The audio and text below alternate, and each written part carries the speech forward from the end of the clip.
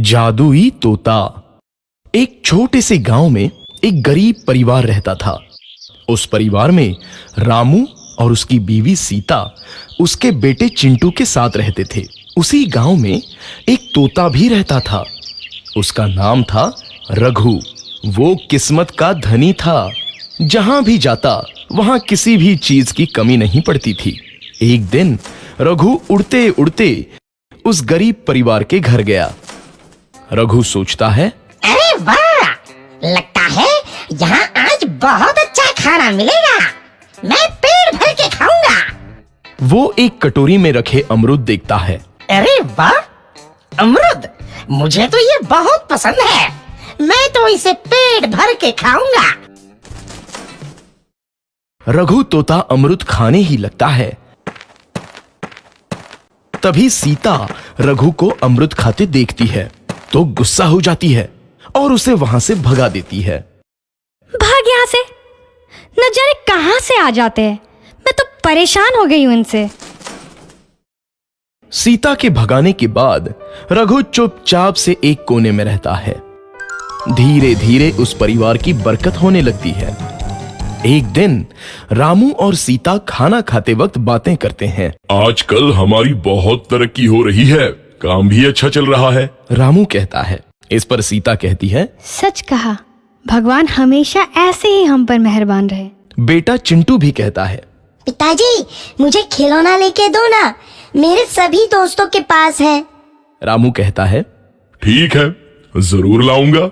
सीता कहती है, कितने खुश है सब, मेरे परिवार को किसी की नजर ना लगे। एक तरफ ऐसी बातें होती हैं तो दूसरी तरफ रसोई में रघु तोता भी अमरूद खाते रहता है।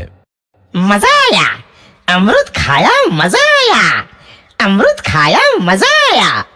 तभी सीता रसोई में आती है और रघु तोते को अमरूद खाते देख बहुत गुस्सा होती है। सीता रघु को बाहर निकालने के लिए पिंजरे में अमरूद रखती है। रघु जब अमरूद खाने लगता है तो पिंजरे का दरवाजा बंद हो जाता है और वो उसमें फंस जाता है। मुझे बाहर निकालो, मैं यहाँ फंस गया हूँ, मुझे बचाओ। अगले दिन सीता पिंजरा उठाकर बाहर दूर उस रघु को छोड़ देती है। रघु के जाते ही उनके घर आई बरकत धीरे धीरे कम हो जाती है। उन्हें बहुत घाटा होता है। सीता कहती है, ये क्या हो रहा है, अचानक इतना कैसे बदल गया? अभी तक तो सब कुछ अच्छा चल रहा था। रामू कहता है, लगता है भगवान हम पर रूठ गए हैं। चिंटू भी कहता है, लगता है अब मुझे खिलौने भी नहीं मिलेंगे। और वो रोने लगता है और बाहर चला जाता है। कुछ दिन बाद रघु तोता फिर से उस घर में आता है। वापस आया, मैं वापस आया, अब मैं जमकर अमरूद खाऊंगा। रघु सीधा रसोई घर में चला जाता है और अमरूद खाने लगता है। कुछ देर बाद सीता रसोई में आती है और रघु को देख कहती है, एक तो घर में पहले से इतनी दिक्कत चल रही है और ऊपर से ये तोता मुझे और परेशान कर रहा है। सीता रघु को वहां से भगा देती है। रघु उड़कर किसी कोने में छुप जाता है। कुछ दिन बाद धीरे धीरे उस घर की बरकत वापस आने लगती है। काम भी अच्छे से चलने लगता है। एक रात जब रघु तोता अमरूद खाने जाता है तो पिंजरे में फंस जाता है।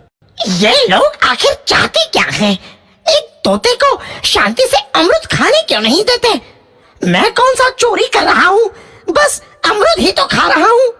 तभी रामू वहां आता है और पिंजरे में रघु तोते को देख उसे बाहर छोड़ देता है। ये तोता भी कितना जिद्दी है, बार बार वापस आ जाता है।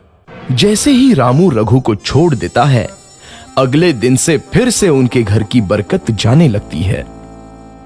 काम में घाटा होता है।